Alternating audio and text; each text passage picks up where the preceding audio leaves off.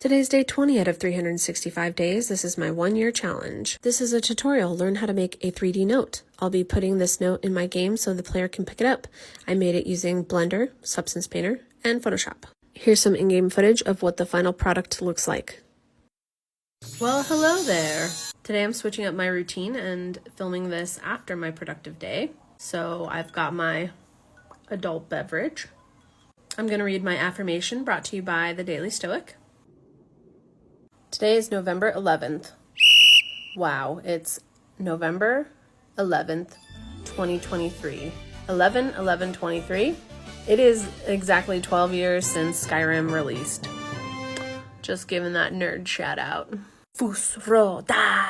I'm the Dragonborn. Dragonborn. November 11th. It's not the thing, it's what we make of it. When you are distressed by an external thing, it's not the thing itself that troubles you, but only your judgment of it. And you can wipe this out at a moment's notice. Marcus Aurelius, Meditations. Now let's get right into that tutorial.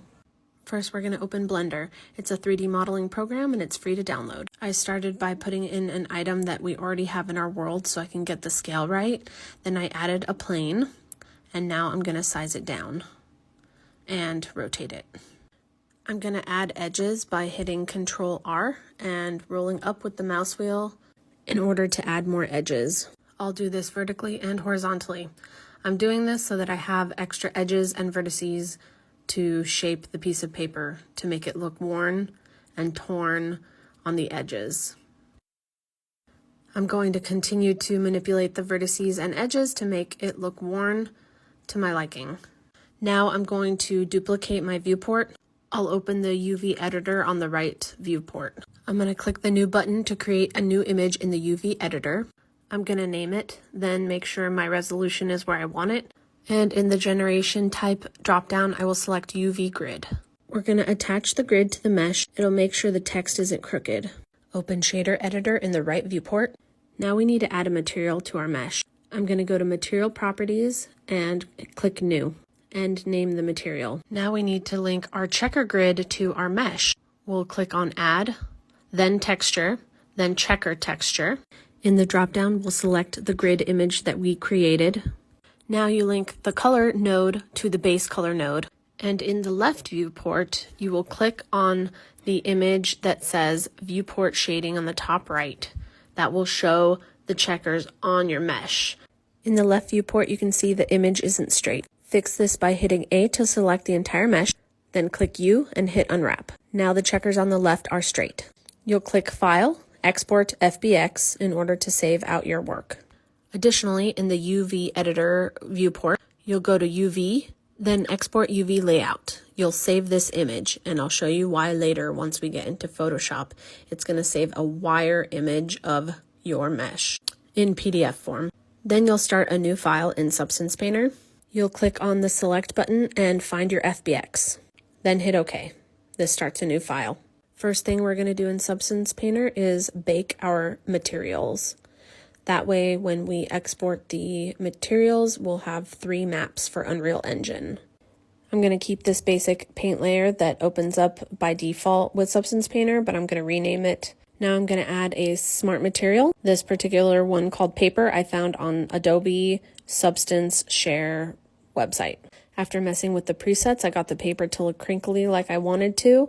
Now I'm going to go to my paint layer. I selected a dirt brush and I created a brown color to add grunge to the piece of paper and make it look worn. Now I need to export my materials. First, I'll select the folder I want it to save into. Then in the Output Template dropdown, I'll select Unreal Engine 4. Then click Export. It creates 3 material maps. In this folder, there are the ones on the very right, from left to right. Base color map, ambient occlusion map, and normal map. Now you'll minimize Substance Painter and open up Photoshop. You will only need to open up the first map, the base color map. This one, it's this one, the one I'm circling. That's the base color map. Open it in Photoshop. Whoopee. Now we're going to open the UV layout that we had saved out from Blender. This is where it's going to come in handy because it's going to help us see where our image and our text needs to lay within our base color map. So I'm going to click and drag the UV layout, and there is a way to line it up. You can tell in the very right corner there is the stretched out image, but to the left of that you can see that the image is that grunge that we painted on. So you'll put your UV layout on top of that, and you know that that is your bounds to work within. I brought the opacity down on the UV layout just to make it easier to see. Then you start a text layer and write as much text as your heart desires within your bounds of your UV layout. Once the text is to your liking, you will export the image and you will save over the base color material. You can save a duplicate one and keep the original, but I'm crazy and I just save over it. I also save the Photoshop file so I can always edit it whenever I want anyways. Now I'm going to put this in the game. So what I'm going to do is I'm going to start a new folder and name it appropriately, because naming conventions are very important so that you can find your stuff. Then I'm going to import, and I will select the 3 maps and the FBX, and I will hit import. Then click import all. The little ball on the right represents the material we created in Blender.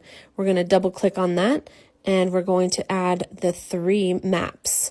Then we're going to connect the nodes as so. The first one is the base material, RGB to base color, then the normal map, RGB to normal, then the ambient occlusion. R connects to ambient occlusion, G connects to roughness, and B connects to metallic. That's how I do it, and that's it, and it works. So there you go. Now you notice the little ball, the material on the left side, it's got our text on it, so it's connected now. Then hit save, and boom, just like that, our mesh has the text on it. And now we can click and drag it into the world and manipulate it. So if you could see here, it's invisible because it's a plane. So that means on the back side, it's invisible. That's to save space and memory and stuff like that. It's going to be sitting on a table, so it's okay if one of the sides is invisible. Now I will hit R and rotate the mesh so I can actually see the text. And there we go. There it is. Now I can place it on that desk and see what it looks like in game. Here we go. Check it out. This is with the lights out, and this is with the lighter on. Well, gee, thanks guys. If you stuck around this long, thank you so much for watching. I hope you enjoyed my tutorial. I hope you learned something. This was really fun to make. Thank you for attacking the dawn with me. Join me again tomorrow. Bye for now. With filters and angles, anything is possible. TikTok Proverbs 2023. #NoFilter. #NoFilter.